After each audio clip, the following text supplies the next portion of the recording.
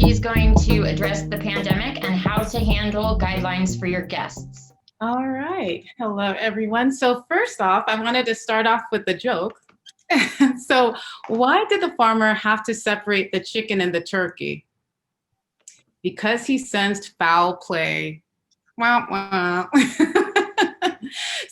So today I'm going to be talking to you about some guidelines to go over to have a safe gathering this holiday season. This year, of course, holiday parties, just like everything else, are going to look so different than years before. And one of the main things you're going to want to do is to let your guests know ahead of time that you're going to have certain guidelines in place. And like Benita said earlier, you're going to want to let them know these things in the same manner of the invitation. So if you had emailed them, then if you email them the invitation, in the invitation, you also want to spell out how things are going to be. And then that way people can take those guidelines into consideration when they are making a decision of whether or not they're going to be able to attend. Also, it can help them with planning. So if you already tell them ahead of time, like, yes, I'm having this gathering and it's going to be outdoors, then they'll know to dress appropriately, bring a jacket, things like that to make sure that they're comfortable in the situation. And okay, so just kind of I'm just going to go through a quick rundown of some of the things. Of course, the three basics that we've all come to learn so well, masks, sanitizing, and washing of your hands, and then also social distancing. So with the masks, you can incorporate these and kind of make it a fun thing.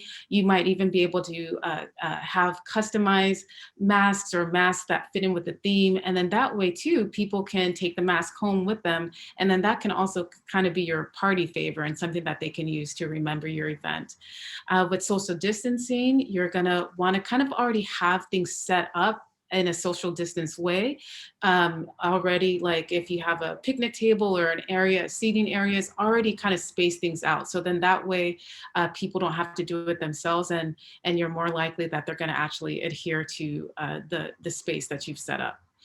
And then with the washing and the hand sanitizing, have sanitation stations throughout your home and throughout the outdoor areas if that's where you're going to be having your event. So then that way it's very convenient and folks are more likely to be utilizing the stations. You might also ask guests to bring their own food, bring their own drinks, plates, cups, utensils. That way you're going to really help to cut down on cross-contamination. That's just something to consider. And avoid having guests going in and out of areas where food is being prepared. So you really want to make sure they stay out of the kitchen. This is really one of those times where it's like too many cooks in the kitchen. Make sure folks are out. And then that way, because we want to really make sure everybody is safe during your event, right? You might even consider using single-use options. So disposable, everything disposable, single-use condiment packets, things like that. You might even have noticed if you've gone out to restaurants recently, they've kind of done away with the ketchup bottles on the tables. Now everything is just packets, just to cut down on the amount of things that are going to need to be cleaned and sanitized, which brings the next step is clean and constantly and frequently clean and sanitize different areas where there is a lot of traffic. So you want to make sure you're keeping your bathrooms cleaned after every person, if at all possible, or just kind of really be thinking about that. Some of the other things is ventilation. So if you are going to have folks come in inside, even just to use the restroom or get their food, things like that, open up as many doors and windows as you can, and even turn on some your indoor circulation, like your air conditioner and things, just to kind of keep the air moving indoors. And another thing with the food, you're going to want to maybe just have one or two designated people who are the ones who are doing the serving. Again, that would help cut down on cross-contamination and things like that. If someone does decline to come to your event, just be gracious. Don't give them a hard time or be too strict on them. And be honest and upfront when you are setting the tone for the event as a host.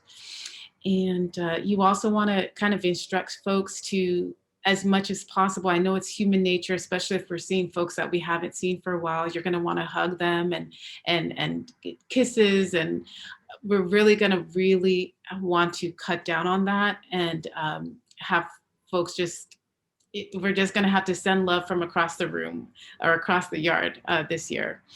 And yeah, so that's kind of it. You're gonna definitely the three basics, masks, and you can turn that into something fun and make it a party favor. You're gonna want to really instruct folks to keep their hands sanitized and washing their hands, and also the social distancing. Go ahead and set up the space so that way it is conducive to that. And one last thing, just because I know y'all love that first joke so much, I've got a second one to close it out, which is, how come the turkey didn't eat dinner? He was already stuffed. Thank you.